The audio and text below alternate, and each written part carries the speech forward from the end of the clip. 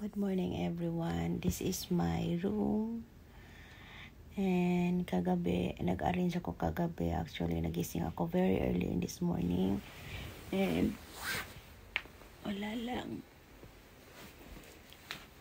Parang ang ganda ng araw today.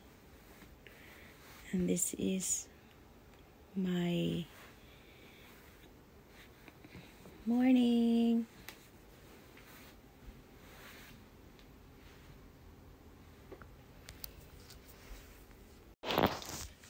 And let's have a morning breakfast in the morning. Wow. And yesterday everyone, I found this one. Lagayan ng basura ko. So talagang, I'm so happy for this. My new basurahan. Dahil talagang masara ko siya ng maayos. No?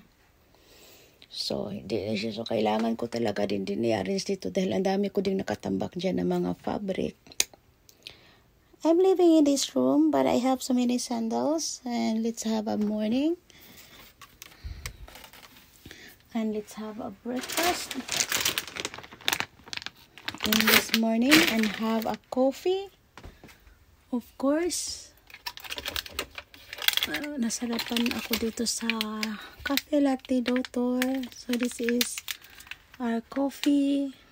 So let's have a morning coffee everyone.